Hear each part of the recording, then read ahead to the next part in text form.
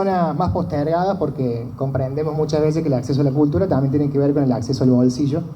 Entonces poder brindar talleres literarios y espectáculos infantiles no es para todo el mundo en estos tiempos, entonces es como un aporte a ese entramado comunitario que, bueno, creo que hoy en día está bastante golpeado y es obligación de nosotros como actores estatales que trabajamos circunstancialmente en el Estado poder llevar esas oportunidades que den una mayor amplitud.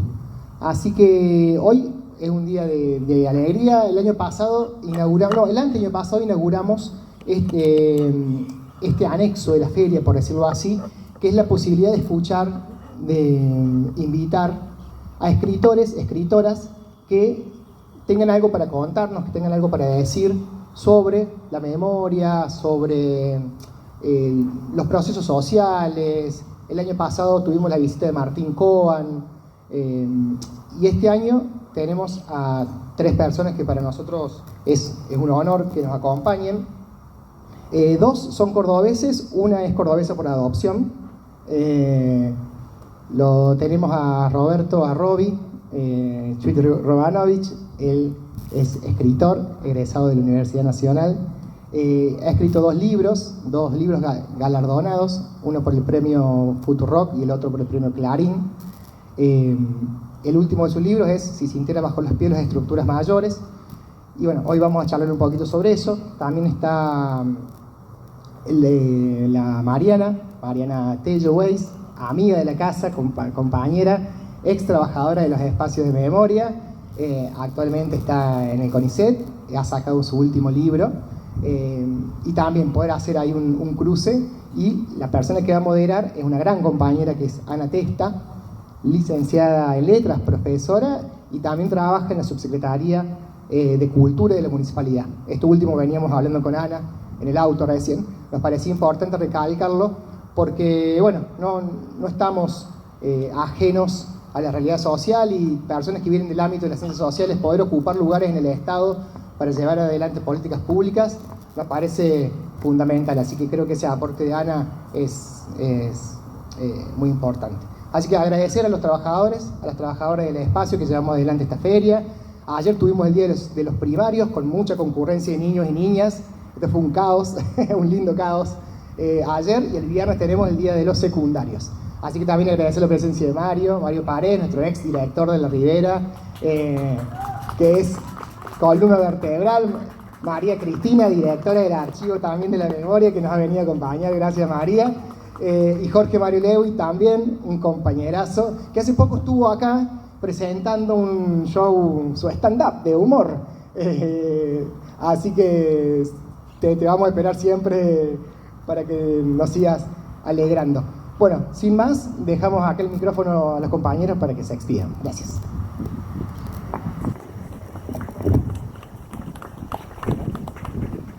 Hola, sí. Bueno, buenas tardes. Estoy un poco emocionada. Recién hablábamos de eso, los 3. Y contenta también de que estemos acá. Agradezco esta invitación. Hace unos días, o no sé, hace un tiempito, Samir, el director de este espacio, me dijo: che, te vi haciéndole una entrevista a Roby y me parece que tal vez se puede armar un cruce con el libro de Mariana.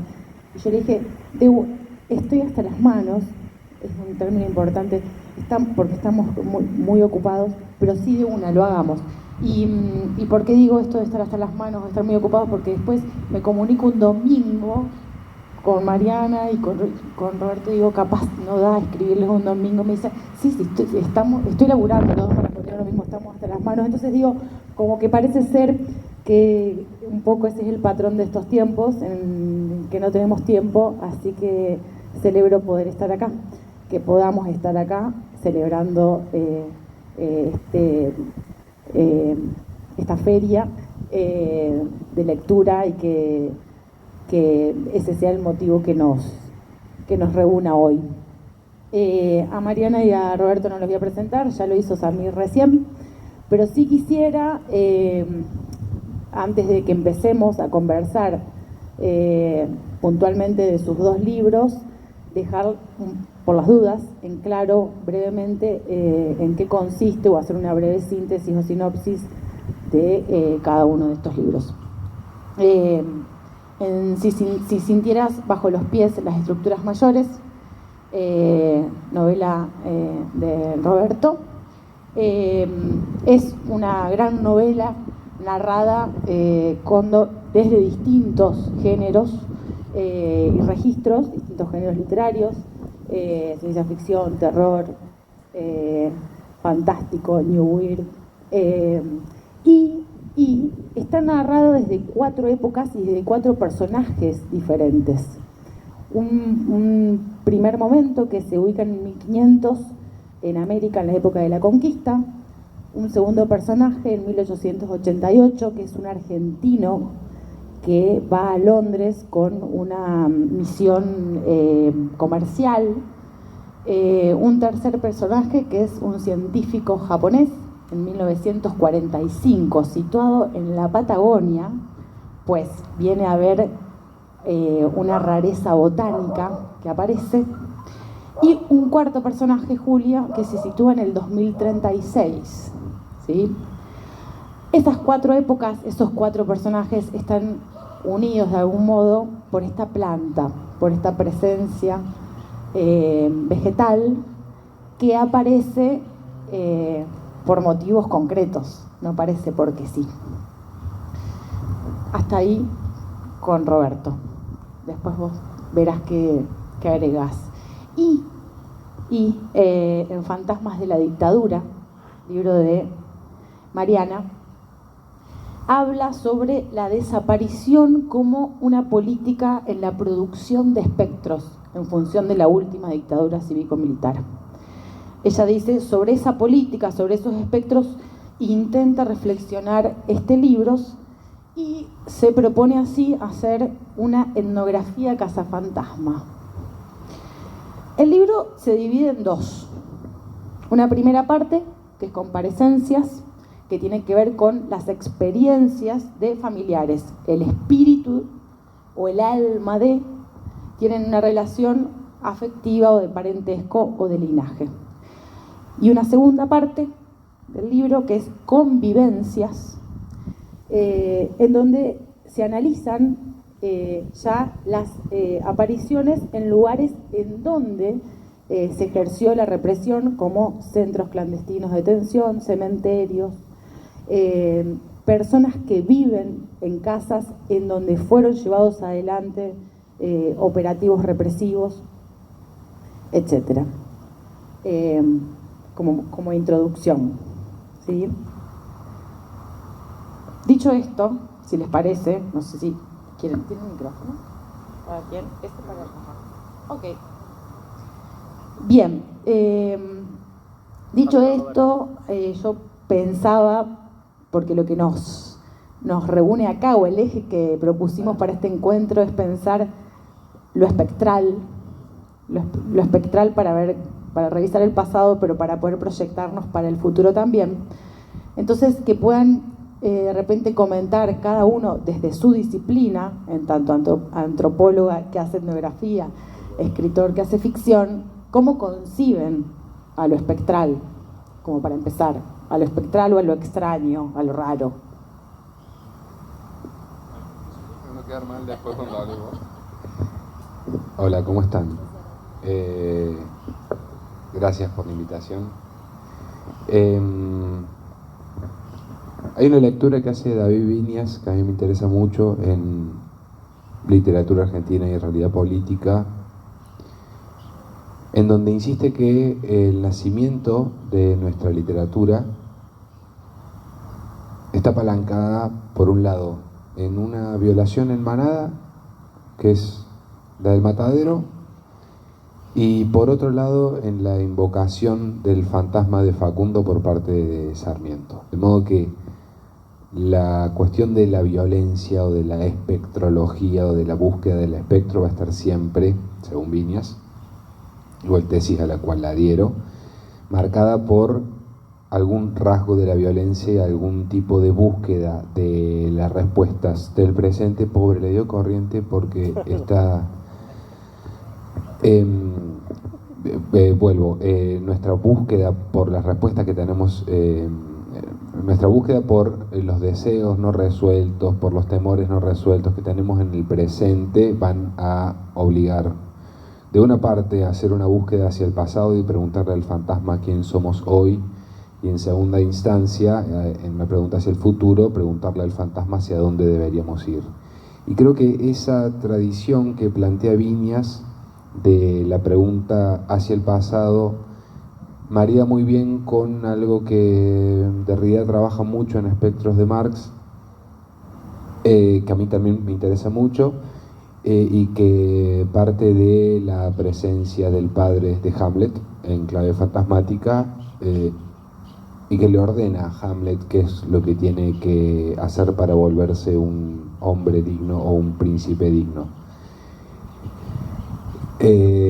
Sí, y hay algo ahí en Derrida que me interesa mucho, porque la pregunta en definitiva, y en relación al marxismo, que es la tradición en la que yo me terminé por formar, es invertir la carga de prueba sobre la idea de la herencia del capital, que parecería solamente provenir del pasado, o sea, solamente puedo heredar cosas de mis abuelos y posteriormente de mi padre para que lleguen a mí, sino también una pregunta espectrológica por el tipo de herencia que yo debo construir. O sea, la herencia no es un derecho natural, sino que más bien un derecho político que ejerzo a cada paso que doy en mi práctica profesional. Entonces, el espectro aparece como la puerta de acceso hacia el pasado, pero también como la puerta de acceso hacia el futuro, en la medida en que me obliga a preguntarme a mí de qué herencia soy digno o qué herencia debería construir. Empezamos corto y después, ¿no? Creo que se entendió. Hola. Sí, sí. ¿Está? Repetime la pregunta. ¿Cómo consigo lo espectral? Justamente porque escuché la pregunta y para mí es como que no, el principio por lo menos de mi trabajo o del proyecto de escritura de ese libro no tiene que ver con un concepto, sino con una experiencia, con muchas experiencias, digamos, ¿no? Con muchas experiencias escuchadas, y después como que me fui reconciliando también con la idea de experienciadas por mí también en lugares o a lo largo de mi vida, ¿no? Entonces, justamente el concepto fue un problema. Porque, bueno, yo soy antropóloga, trabajo en CONICET, hay como todas unas reglas, ¿no? de cómo analizar y cómo dar cuenta de lo que uno analiza, que están muy reñidas con el tema de lo espectral, ¿no? Si uno va por la cuerda de la ficción, ahí no hay ningún tipo de problema. De hecho, yo eso lo digo también en el libro, todo lo que sabemos sobre fantasmas se lo debemos a la literatura. Porque es la literatura la que habla de los fantasmas. Pero eso no quiere decir que los fantasmas no existan, y voy a poner muchas comillas acá, de algún modo, ¿no? Entonces, el modo de existencia de los fantasmas es un gran problema, ¿no? O sea, porque existen en términos de que ejercen su fuerza sobre los grupos, sobre las comunidades, sobre la vida de las personas, ¿no? Llamándolos de distintas maneras. El alma de mi mamá, el viento que se escucha, las cosas que nos pasan, ¿no? Hay como mucha búsqueda de ese concepto justamente, ¿no? ¿Qué es esto que vivimos con toda la fuerza de la experiencia, ¿no? Y que después se ve rodeado de una cantidad de excusas, ¿no? Yo no estoy loco, es efecto de la sugestión, el viento fuerte, por eso azota las puertas, ¿no? Una cantidad de explicaciones y de un montón de dificultades, porque, insisto, digamos, yo soy antropóloga, tengo que escribir en un cierto registro para dar cuenta de eso sin ficcionarlo. La escritura etnográfica lo que tiene es que supone que de lo que se está hablando existe, ¿no? Y hay un gran pacto ahí de realismo también, ¿no? Eso tiene mucho que ver con la literatura, ¿no? Toma de ahí muchas cosas, ¿no? Pero, bueno, entonces la búsqueda de los conceptos fue una cosa medio el coletazo de todo lo que yo estaba viendo mientras investigaba otras cosas del fenómeno represivo, pero que insistían en aparecer una y otra vez, ¿no? Bueno, al final esto que no entiendo, esto que no puedo decir, esto que me pasa pero no puedo explicar, este escalofrío que siento cuando estoy en un lugar como este, por ejemplo, ¿no? Y algunas cosas en común, ¿no? O sea, Derrida es una referencia muy fuerte, ¿no? Para pensar sobre todo esta cuestión de en base a lo que recuerdan los fantasmas, ¿no?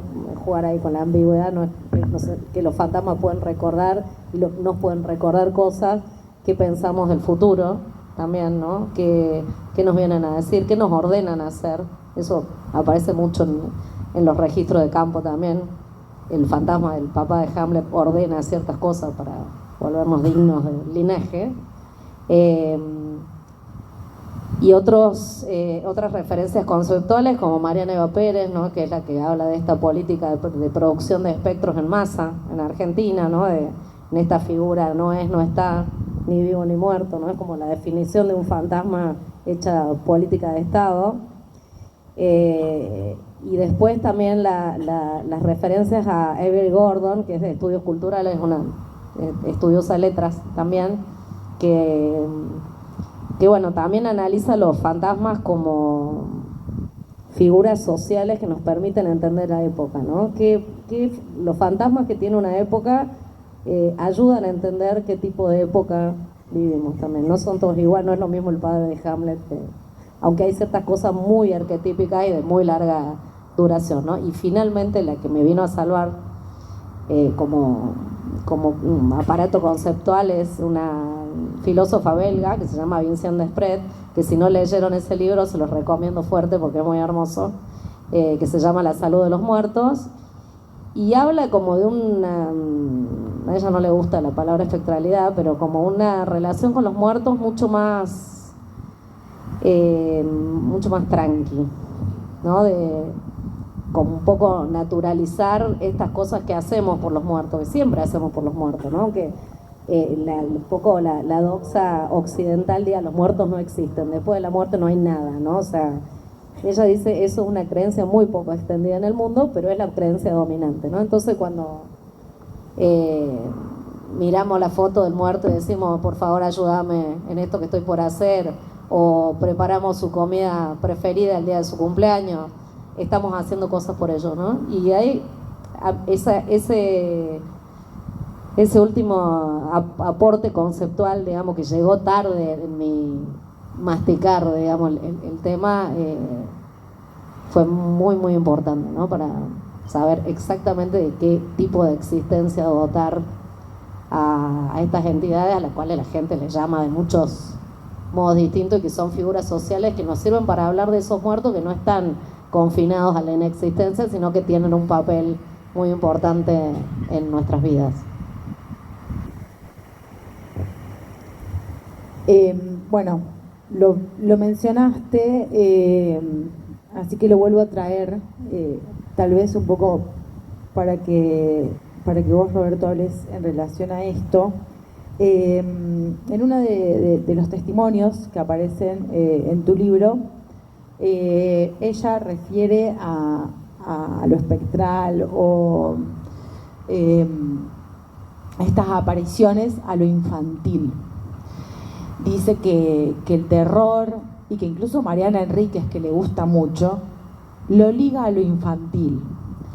Entonces ahí Mariana Tello, ¿no? Enríquez, dice: eso que ya no está solo puede ser dicho bajo el pacto de lectura ficcional o infantil al que no se le demanda racionalidad.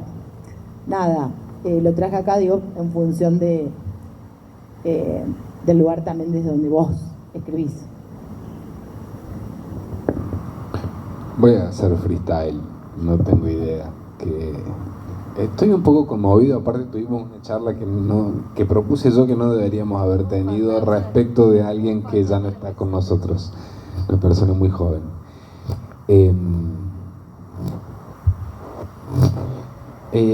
Mi apellido es Chuit Roganovich. Mi familia de parte de padre llegó a la Argentina a principios del siglo XX y la familia de mi madre es eslava, montenegrina, y también llegaron a principios del siglo XX a la Argentina. De modo que el vínculo que puedo llegar a tener yo como persona respecto de las comunidades indígenas o aborígenes es muy lateralizada y se me nota en la cara. Ahora, siguiendo la pregunta o la molestia o el daño que hace Derrida en la pregunta por la herencia y Vincent Desprez a la salud de los muertos, creo que en mi formación militante o política apareció una pregunta que fue la de construir mi propia herencia o una herencia de la que yo me pueda sentir digno. Entonces, la pregunta por el misterio, por el terror, por la herida que todavía supura, que todavía no cierra, hizo que yo me corriese de mi linaje estrictamente sanguíneo para moverme hacia una autoproducción de linaje del que me siento verdaderamente parte.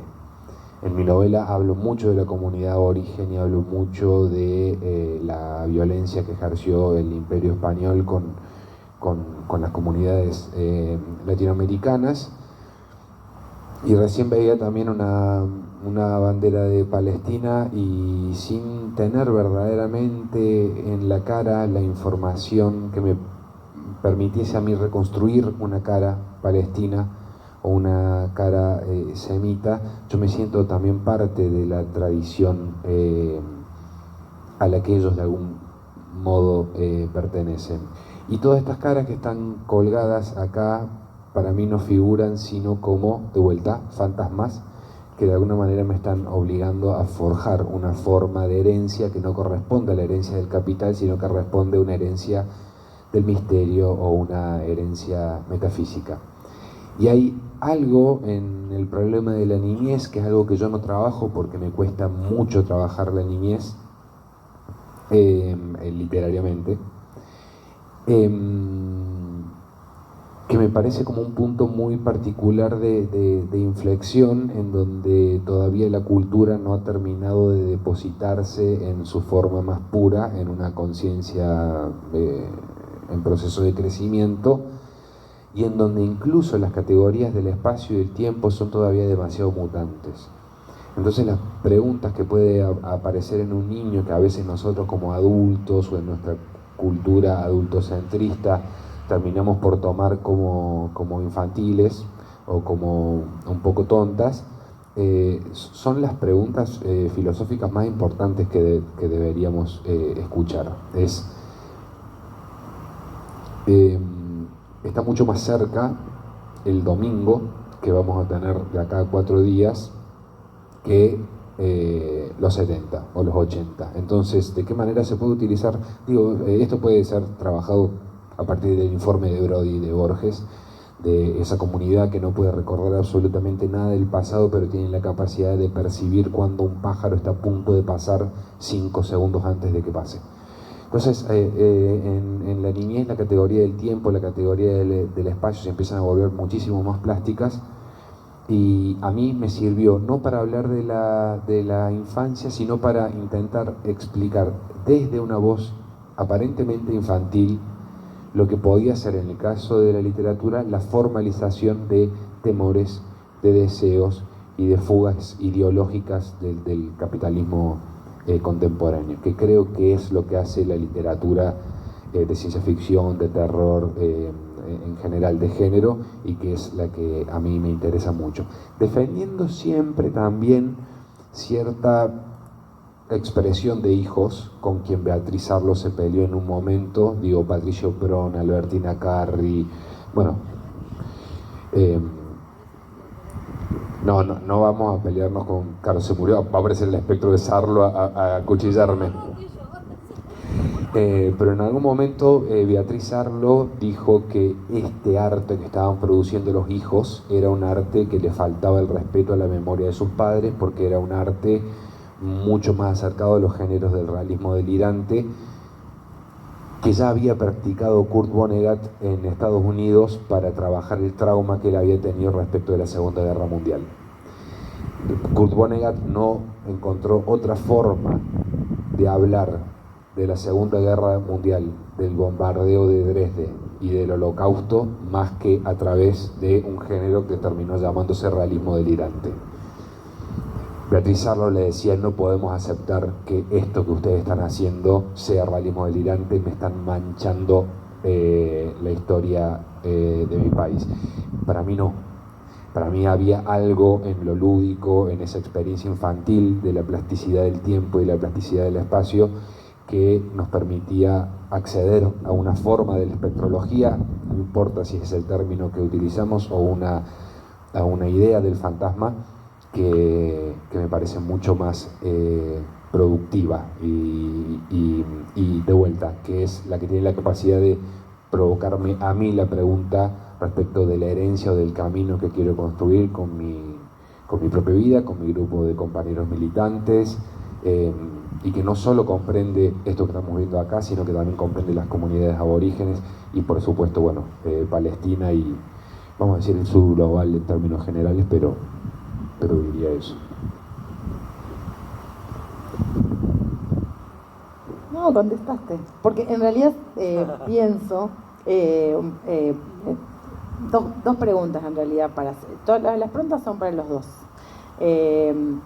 La primera es porque estabas hablando, digamos, en torno a qué implicó la ficción y el ingreso a la ficción, etcétera. En relación a los modos más amarillistas o efectivistas de construir una narración o un relato en torno a la memoria, por ejemplo, Alemania, y teniendo en cuenta nuestro propio paradigma argentino de construir ese relato de memoria,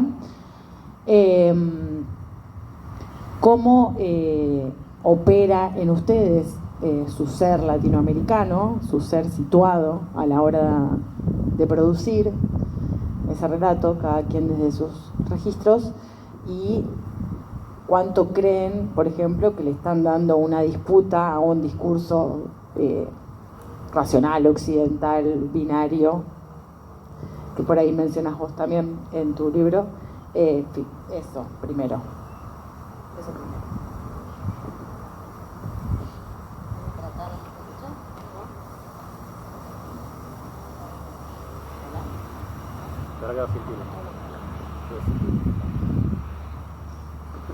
Voy a tratar de contestar y mezclarlo con lo de los niños, porque me parece que tiene algo que ver, digamos.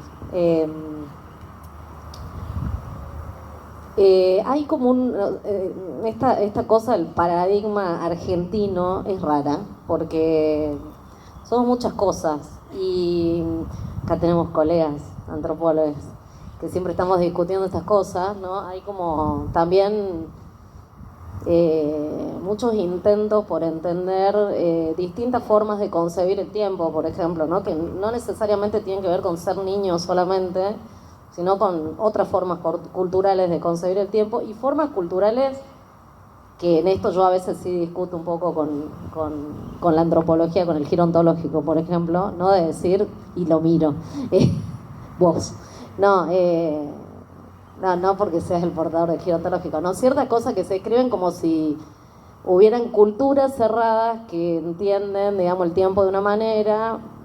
Yo lo que pude ver, digamos, a través de la etnografía es que podemos saltar de un registro a otro tranquilamente, digamos, ¿no? Porque justamente creo que el desafío de lo que tuve que escribir yo tenía que ver con que somos personas que habitamos mundos con distintos paradigmas, justamente, ¿no? Un paradigma donde la mirada infantil te hace más plástico, digamos, ¿no? En esta forma de recordar también, por ejemplo, los traumas de la infancia que tanto le molestan a Beatriz Arlo.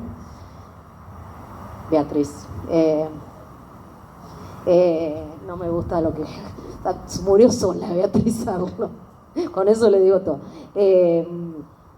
Pero que tienen que ver con una idea un poco evolutiva también, ¿no? Cuando se es niño, después se madura y uno se vuelve racional, o después se progresa y uno se vuelve civilizado. Todo eso convive en Argentina. Convive el paradigma de la civilización en el centro, en Buenos Aires. O sea, esto era increíble. Cuando yo entrevistaba gente en Buenos Aires me decían, bueno, una persona en la ESMA, ¿no? Sí, no, bueno, acá hay una mujer que sale de adentro de la fuente de agua y todos nos morimos de miedo, qué sé yo. Pero esto ya nos los habían contado unos estudiantes de la ESMA, pero los estudiantes de la ESMA eran gente del interior.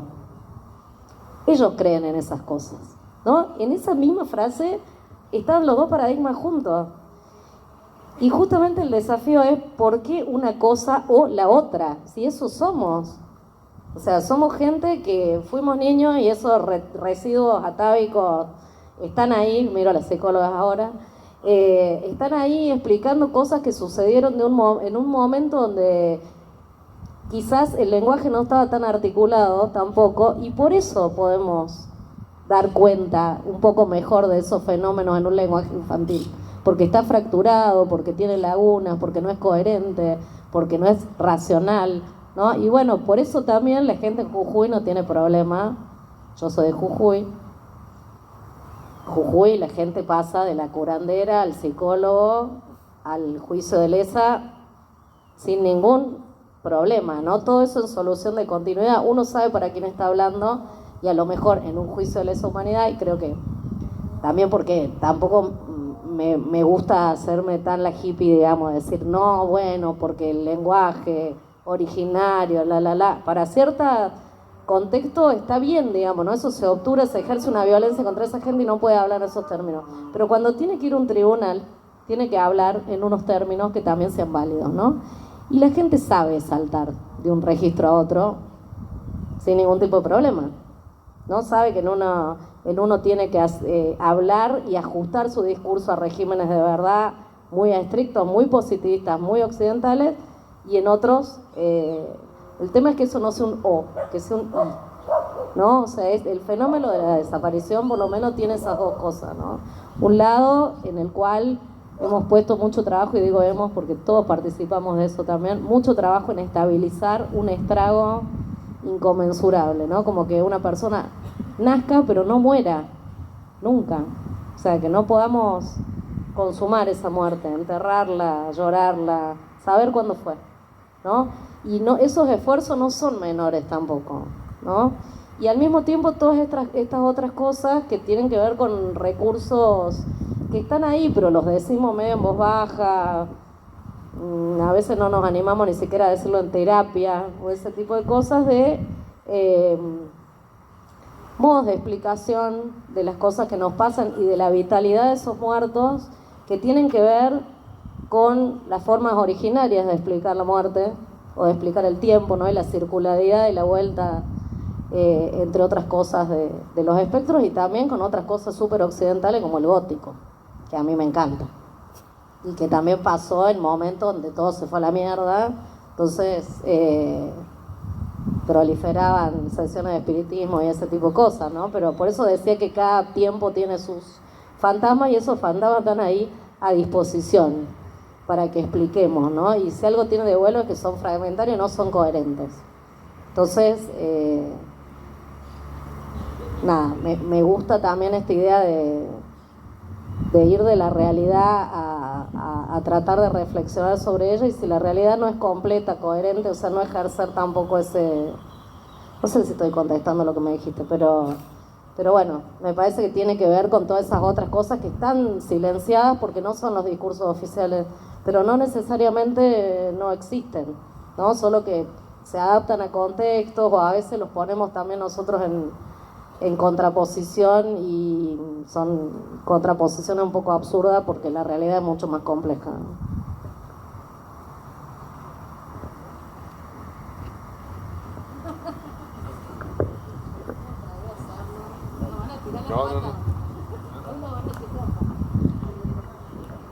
No, quiero decir algo respecto de lo que acaba de decir Mariana, que para mí es muy interesante, y es una contradicción que uno no solo ve en el mundo exterior cuando va a hacer trabajo de campo, cuando va a rastrear archivos, sino son un conjunto de contradicciones con las que uno vive. Yo me formé, por ejemplo, en la escuela de la epistemología francesa, donde A es A y B es B y C es C, y simultáneamente yo me tiro las cartas y tengo tatuados dioses paganos en el cuerpo y siento que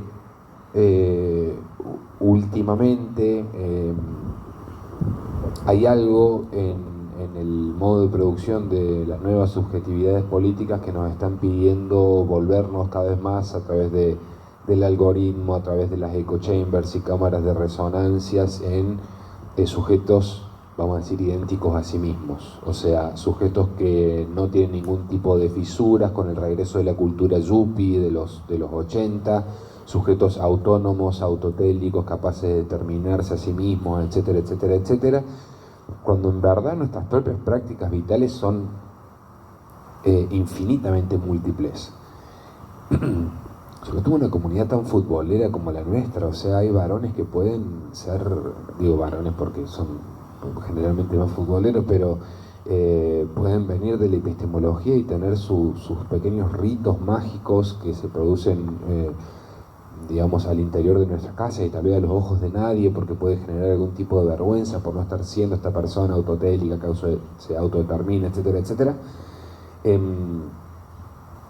Y creo que es esa multiplicidad con la que abordamos nuestra experiencia vital que tiene que ver mucho con de vuelta también. No solo pensar en el fantasma como una figura difusa de límites porosos, sino también pensarme a mí mismo como un fantasma con figura difusa, con límites porosos, que va a la forma de una esponja adoptando diferentes prácticas que hacen que esta vida se vuelva un poco menos dolorosa, no sé cómo decirlo. Bueno, de hecho, uno de los personajes está un poco, si sintiera bajo los pies, está un poco fuera de sí misma, digamos, ¿no? Es un poco espectral. Yendo a los libros, se me había ocurrido por ahí un linkeo en Si sintieras bajo los pies. Un personaje formó parte de una expedición de guerra y exterminio en la Patagonia, y ese personaje se da cuenta un tiempo después que no estuvieron solos, que no estuvo solo, que estuvo siendo observado por esta aparición, por esta planta, ¿no? Y de algún modo se siente un poco entre avergonzado, creo, y con miedo, ¿no? Porque lo vieron, alguien vio lo que hicieron. Y en tu libro, vos también hablas de plantas, pero en tu libro también varias de estas apariciones o espectros están ahí, viendo, de algún modo juzgando. Lo que pensaba es si creen que hay en torno a lo espectral algo que podamos vincular a la justicia, digamos. ¿Listo? ¿Así? Porque lo dijo la verdad. Pero cómo opera en el relato, digamos, que vos hacés, o que vos hacés en concreto. Hay una parte del libro que es sobre represores. Y realmente yo las peores cosas que leí porque no entrevisté represores, o sea, todo el resto los entrevisté y qué sé yo. Sobre represores leí muchos documentos, muchos libros que había escrito otra gente, y mal rollo lo de los represores con sus fantasmas. De hecho, hay muchos suicidios en el medio porque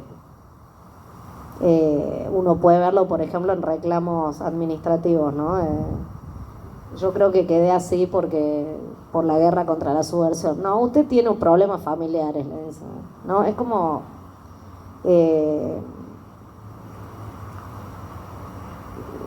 documentación difícil de leer también porque uno empatiza, desempatiza, pero que hay gente muy atormentada y ajusticiada por esos fantasmas, hay.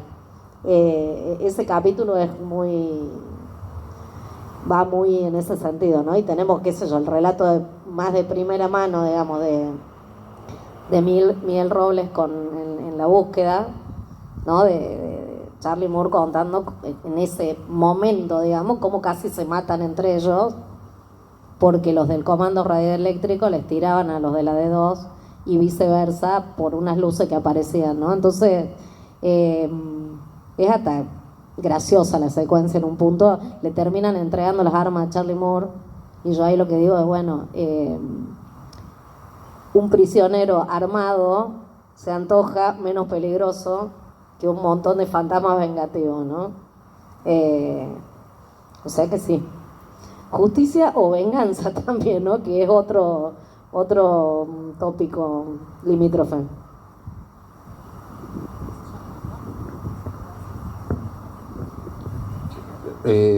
La justicia.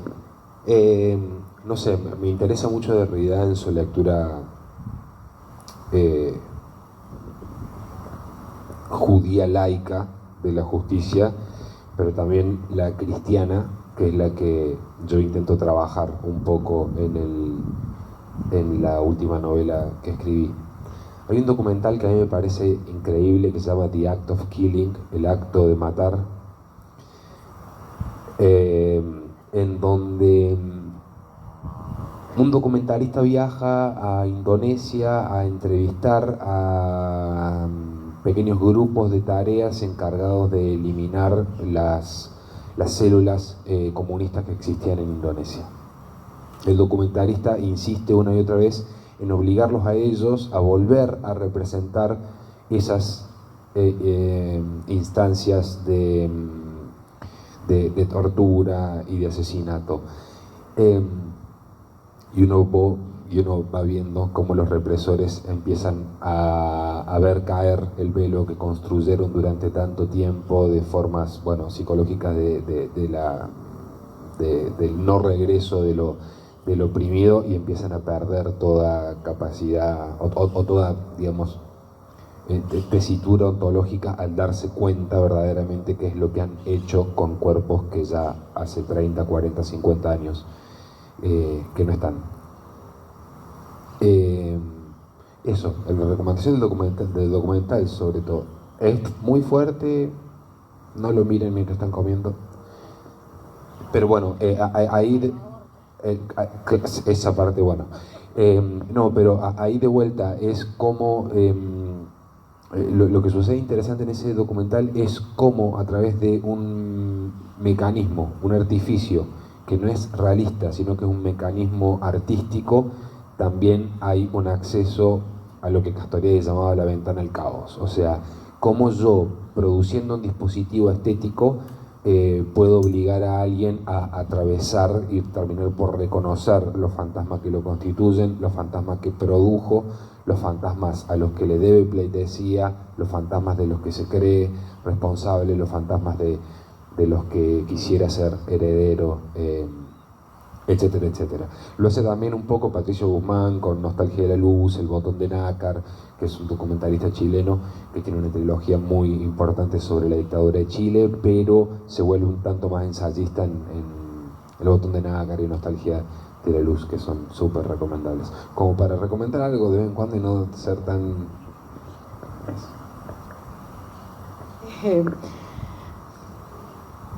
Gracias por la recomendación. Sí, gracias.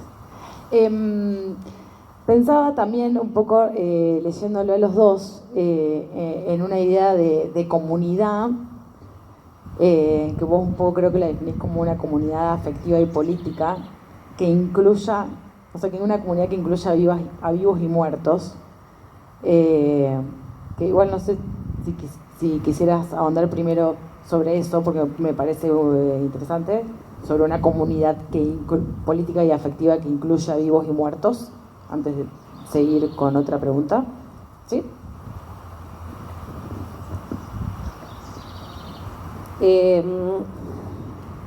también partiendo, digamos, de lo que produce el no poder enterrar a los muertos, digamos, ¿no? Los muertos forman parte de nuestra comunidad. O sea, nunca dejan de formar parte de nuestra comunidad. Pasa que entran un poco en choque también con esta idea que después de la muerte no hay nada, ¿no? O sea, está mucho más claro en las comunidades religiosas eso, ¿no? O en otro tipo de comunidades como las que estudiamos los antropólogos, tienen un papel mucho más, están mucho más incluidos, digamos, ¿no? No están fuera, o sea, nosotros, si lo pensás, llevamos el apellido de alguien que probablemente ya, o de muchas personas que ya se murieron, ¿no? Esa es un poco la definición de ancestro, ¿no? Y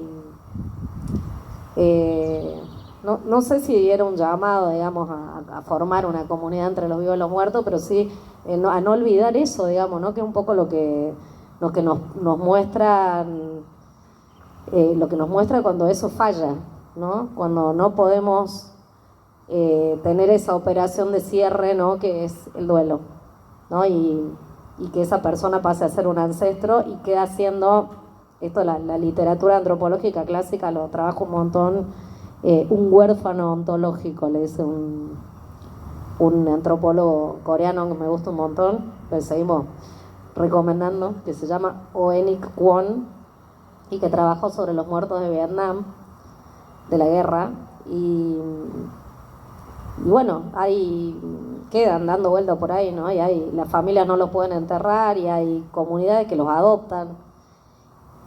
Entonces, a veces cuando falla eso, ¿no? Cuando falla la comunidad entre vivos y muertos, que en general tiene que ver con la familia, se revelan todas estas otras posibilidades, ¿no? Que nosotros tengamos todas estas fotos acá y que por lo menos yo sé que todos los que trabajamos en sitio de memoria tenemos una relación con cada uno de ellos, ¿no?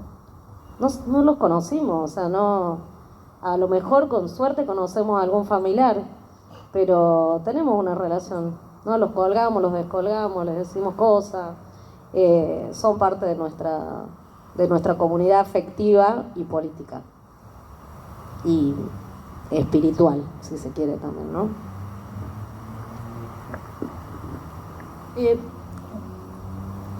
En función de esto que decís,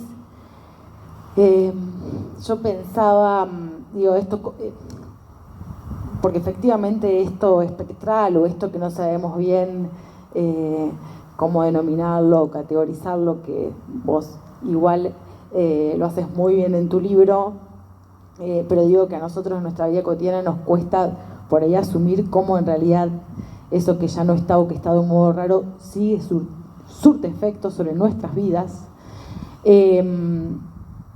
Pensaba, hay un fragmento en la novela de Roberto, en donde uno de los personajes, el científico japonés, que está muy dolorido, le acaba de ocurrir algo muy cruel, y él está muy triste, desolado, y tiene la posibilidad de encontrarse, de ver frente a frente a esta aparición, a esta planta. Y voy a leer un fragmento breve, cuando ellos están enfrentados, frente a frente, que dice: no se repelían por diferentes que fueran, y ahora se le abría caso para que se acoplara a ella si él lo deseaba, para olvidarse del llanto, para amalgamarse para refugio del horror que habitaba afuera. Y en el libro de Mariana, en realidad varios de los testimonios, estas apariciones son también un alivio o una prueba de amor, una despedida, un refugio. Entonces me preguntaba, ¿cómo hacer? Digo, un poco lo respondiste vos, pero para volver sobre esta idea, ¿qué rol juega esta alteridad espectral y cómo transmitimos que eso otro, esa alteridad espectral, puede contenernos? Voy a poner un pequeño contexto. Ella habló de un personaje que se llama Yuki Shigata, que viaja en 1945 a la Argentina. De lo que se acaba de enterar es que Estados Unidos acaba de bombardear con una bomba atómica a Hiroshima. Entonces él se acerca a esta planta que solamente aparece en momentos muy particulares de la historia, emerge como para comer y volver a sumergirse, y solamente emerge en momentos en donde la humanidad está verdaderamente matándose entre sí. Entonces come, recupera energía y vuelve debajo de la tierra, y es una planta milenaria. Eventualmente este personaje empieza a desarrollar un vínculo muy particular con la planta, empiezan a comunicarse, siendo una comunicación no humana, no animal, ahí en un entre bastante extraño. A mí lo que me interesaba trabajar en la novela, también por culpa de haber estado formado en Spinoza, y estar formado por Star Wars, era pensar que en cada cosa, en cada planta, en cada uno de estos cuadros, en cada una de estas caras, en cada uno de estos rasgos, en cada una de las banderas que vemos, hay como atributos que corresponden a la naturaleza, puesta en mayúscula. A Spinoza le diría Dios, pero también le diría naturaleza. Y creo que gran parte del proyecto político de Spinoza era fabricar algo así, o intentar fabricar una comunidad en donde la multiplicidad sea la norma. Y esto no es muy difícil entenderlo, por lo general se le endilga ahora con el gobierno que tenemos, que son los sectores de izquierda los que están pensando constantemente en la incorporación de lo múltiple y en la incorporación de lo diverso. Y no hace falta tener una lectura de filosofía monista, ni hace falta tener una lectura filosófica marxista para entender que la multiplicidad es la forma en la que el ser, para decirlo en términos filosóficos, se muestra. Hace falta leer El origen de las especies para darse cuenta que todo esto es una multiplicidad que deviene de lo que se llama LUCA, Last Unknown Common Antecessor, o sea, el último antecesor común conocido, que es como una teoría medio ficticia, medio falopa, pero divertida de pensar, y que es la he terminado por construir como mi religión. Entonces creo que hay un trabajo todavía por hacerse en el marco de la comunidad en este tiempo contemporáneo, en donde verdaderamente creo que la dinámica espontánea de sociabilidad es la del archipiélago. De vuelta, vuelvo a este sujeto autónomo, autotélico, en donde cada uno de nosotros, por nuestros algoritmos o echo chambers, construimos pequeñas islas que no entran jamás, nunca en contacto, a lo que podría oponerse una política pangeísta, que sería una política de aceleración terrena que busca reponer la tierra que falta entre una isla y la otra, para que podamos fabricar digamos, experiencias de la articulación política que piensen en todos los tiempos a la vez, en todos los espacios a la vez, y que, bueno, tengo la esperanza de que tuerzan un poco el mundo para algún lado. No sé si fui demasiado.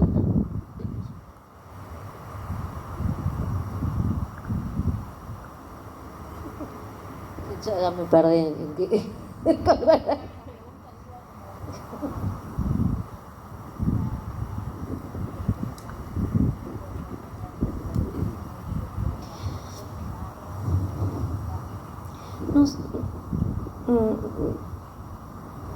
No sé, me parece que es algo que existe, digamos, ¿no? Que no hace falta por ahí transmitir, sino legitimar, ponerle un valor, llevar a serio, digamos.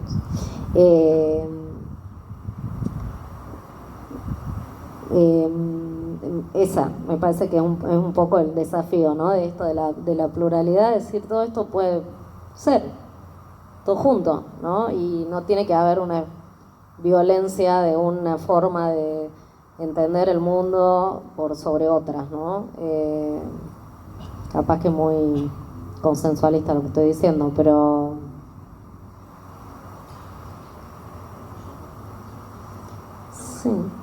Sí, no sé, como tampoco la posverdad, ¿viste? Insisto en esto de a lo mejor sobre lo que escribo yo, que hay un diálogo muy claro, digamos, entre esta pluralidad y cosas que son como son, digamos, ¿no? Un muerto es un muerto. La muerte es la muerte, ¿no? Después, bueno, tiene todas estas derivaciones, pero derivaciones también que tienen que ver con las formas de morir y de hacer estallar a esos muertos en un montón de pedazos, ¿no? Con esas formas siniestras también, ¿no? De hacer estallar y aparecer después.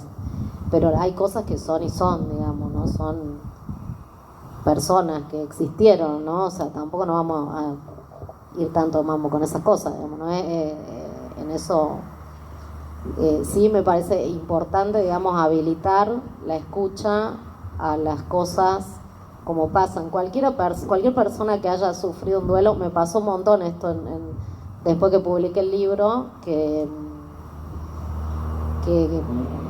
me vino a hablar mucha gente en cada presentación, o sea, sí, esto, a mí me ha pasado esto, ¿no? Es como, y a veces está como por fuera del registro de las cosas, o sea, pasan y dejan de pasar inmediatamente porque no hay ningún lugar en donde compartir, digamos, ¿no? Esas cosas se hacen en secreto, se pide perdón, se pide permiso, ¿no? Cuando entras a ciertos lugares. Y me parece que abrir un poco esa posibilidad de escucha y de conversar, digamos, ¿no? sobre lo múltiple, sobre lo que no tiene mucha forma, es interesante, pero en este caso es interesante, y con esto cierro la idea, es interesante porque también en el caso de los desaparecidos hemos podido llegar a algunas certezas, ¿no? Algunas certezas que son sociales. Que esto pasó, que por más que estén diciendo otra cosa, son mucha gente, no sé si 30.000, porque no podemos saber el número es algo que tiene que dar el Estado, y el Estado nunca lo terminó de confirmar, pero sí son muchas personas, existieron, estos fueron las personas que los asesinaron, esta es la fecha aproximada en donde eso sucedió, hubo uno tras otro, día tras día, testigos hablando de la misma maquinaria de exterminio, ¿no? Sobre esa base podemos hablar de todo lo otro, ¿no? En el caso de los desaparecidos, ¿no? Hay otras situaciones y me parece que eso también habilita transitar los duelos desde un lugar menos prescriptivo, ¿no?